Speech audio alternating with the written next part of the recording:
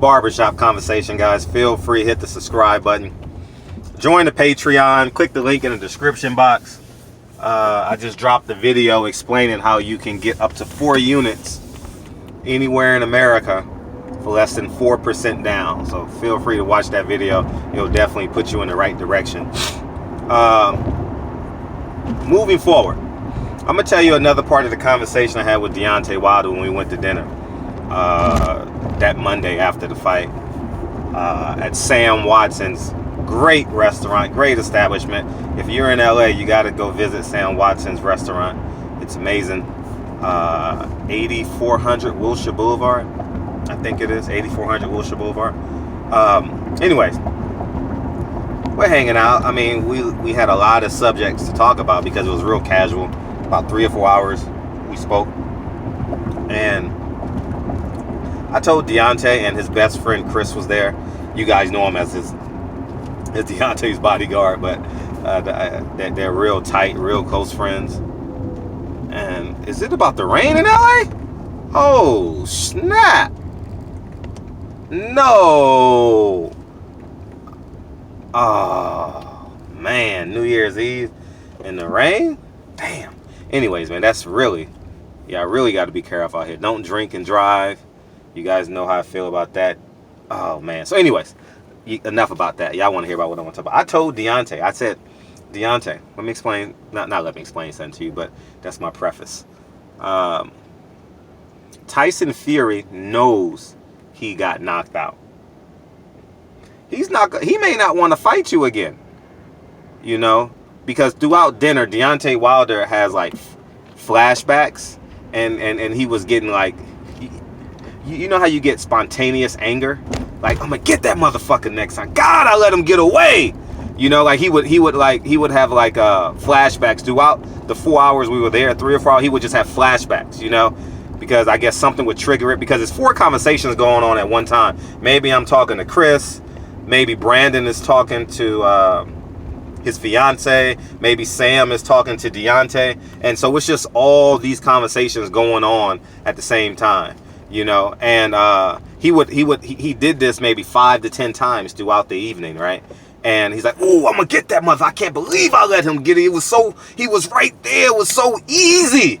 You know, like he would have these moments, like, you know what I mean? And if you're an athlete, you 100% know what the fuck I'm talking about. How did I fucking miss that layup? I make 2 free throws in my sleep. You know what I mean? How did I miss that tackle? You know what I mean? Like, you guys remember what the fuck I'm talking about, right? or if you're just a card player, I knew I had 6 books. Why the fuck did I tell you I only had 4? Now I'm fucking with y'all. But anyways, man. So I told him that. I says, Tyson Fury knows how hard you hit him. And that comes out to be true, because I heard Ben Davidson's, I didn't watch the whole interview, but I watched the segment on when when Ben Davison was talking about other viable opponents, and Dillian White's name came up. He said, oh, that's a viable opponent. And I was like, that was interesting, because obviously Deontay Wilder has said no name. He's quiet the talks of Anthony Joshua. And I'll do a video on that in terms of the rumblings, in terms of the preliminary negotiations with that. But it's ironic, you know. We had Andre Ward come out, we had Timothy Bradley come out and say that he wouldn't want the medal, but when in actuality, Ben Davison, Tyson Fury's brother and his wife thought he lost the fight. They thought he was out cold, and they don't want him to experience preliminary life and death, or preliminary like in that space of life and death. At any moment, Deontay Wilder is going to hit you. And I told you guys, you can't play dodgeball with Deontay Wilder for 12 rounds. Not while he's in his prime, you know. And I think because he's so light and so nimble, and like if you're an athlete on any level, you know how freakish Deontay Wilder is. You know, 209 pounds with that type of power and that type of athleticism, and you know, it's to me, it's just, you know, saying what, not I mean, for different reasons, but the same way I look at like Allen Iverson, the same way I look at Roy Jones Jr. in their respective sports, like just freaks of nature. Javon Curse, Javion Clowney, no matter how great they become, they still have God-given freakish type talent, you know, and it's just, it's unbelievable to me. You know, Baron Davis was like that in high school. Baron Davis was the only guy I ever played against that could make the ball disappear. Like, he would go this way, the ball would go that way. You know what I mean? Like, he was just freakish with it. You know what I mean? And, you know, and I competed against Brandon, Baron Davis when he was my height. His 10th grade year, I was a senior. And I know I done went off on a tangent, but I want to validate my point. He was my height. You know, I played against him in the St. Monica's tournament. And, you know, he just had a great vision, but he could make the ball disappear. You know what I mean? Like, you know what I mean? With that special hand, the God Sham God, you know, type of handle. Kenny Anderson type of hand. I never played against Kenny Anderson, but I've seen highlights, you know. But anyway, as I digress back into what I wanted to say. They're running from Deontay Wilder. Anthony Joshua don't want the smoke. Now he's coming out saying Luis Ortiz. Tyson Fury wants Dillian White, saying that's a possibility. It's raining in LA on New Year's Eve. Anything can fucking happen. Shit. You know what I'm saying? So I said all that to say, you know, Deontay Wilder, it's he has been a man of his word since I've known him. He's been a stand-up guy, and if we're gonna know where everything goes when people start lining up their next fights, you know, we'll see how it transpires. So, but I'm not surprised that Fury's camp will want to go in a different direction, because they saw Tyson Fury knocked out. They saw him out cold, and they know without a shadow of a doubt that it can possibly happen. And I'm gonna use possibly because, you know, maybe it'll encourage them to want to fight Deontay Wilder again. But it's just impossible. I think it's impossible to avoid a right hand by Deontay Wilder for 12 rounds. I think it's impossible, you know. You know, I told Deontay Wilder this. I knew Tyson, not new, but maybe they will fight. But I don't care if they fight, don't fight. That was the hardest Tyson Fury has ever been hit in his life. He was out cold. Now, mind you, remember, I didn't see the knockdown. I looked up at the screen after the crowd reacted. Remember, I told you guys I was running to get to where I needed to be to get these post-fight interviews. So I rarely watched the 12th round. So with that being said, I was running to get Floyd Mayweather because I figured y'all would want him. Then I went over to Shaq, as you guys saw. And I looked up, and the nigga was out cold. He was like stretched out. And honestly, I was like, because I asked someone what happened. They said Deontay knocked him out.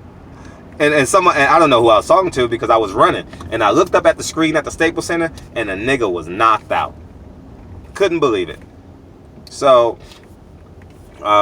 take what you want from this video, but you know when someone's better than you. You know, as an athlete, or not necessarily better than you, he can exploit your weakness. You may be better, right? Right? I give the example of Terry Porter. Every all-star point guard was physically better than Terry Porter. You understand what I'm saying? Like, Terry Porter wasn't the greatest athlete, but he exploited your weakness. He guarded you from free throw line to free throw line. You know what I mean? He was just a big, sturdy, strong guard, you know? Chauncey Billups, all-star guard, wasn't, I mean, he was the third pick in the draft out of Colorado, but he wasn't like the best point guard physically in the whole entire world, but he worked you. You understand what I'm saying? So at the end of the day, man, at the end of the day, you need to take into account people have doubts. And they don't truly want to face a Deontay Wilder type for that reason alone. You know, you're going to get caught eventually.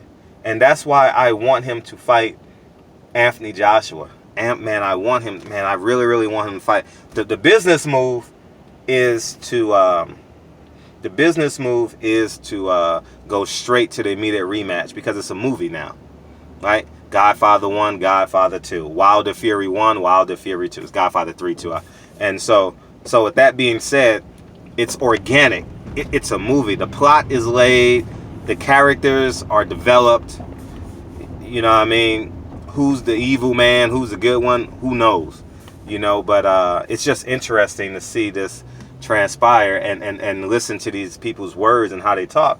Because at the end of the day, we've seen it in the welterweight division, how people tiptoe around their words. And now we're seeing it in the heavyweight division. People tiptoe around their words. Eddie Hearn, Anthony Joshua, and now Ben Davison, you know. And so we'll see what happens. A lot of things have to unfold the month of January because they got to start their press tour. So as I told you guys, January will be an unveiling month. I said that in a couple of videos ago. And we'll see, man. So anyways, man, y'all be careful tonight. Like, for real, be super careful. Please be super careful tonight, man. Like, y'all niggas better wake up Saturday morning.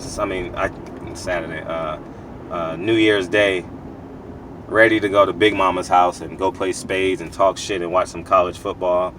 And, you know, make sure you count your books right. You know what I mean? Don't break her glass table playing dominoes and shit. You know what I mean? Whatever you got to do, man. Don't drink and drive, and use protection. You know what I mean? Some people are fortunate enough to go out with a fantasy girl tonight, right? What y'all know about that? So, anyways, man, I love y'all. I salute y'all. AAA is giving free rides today. Uber, Lyft give free rides today. Like I told you guys before, I think driving drunk is one of the more selfish things you can do. And nowadays, it's the dumbest thing you can do. You mean if you sacrifice one drink, a $10 drink, it can get you to your ride. In worst case scenario, sleep in your fucking car. Would you rather sleep in your driver's seat or your passenger seat or your back seat or a jail cell? You know what I mean? So anyways, man, I salute y'all. Be careful tonight. Barbershop Conversations, man. Feel free, hit the subscribe button. I'm about to drop some more videos. Right now, I'm about to go charge the car.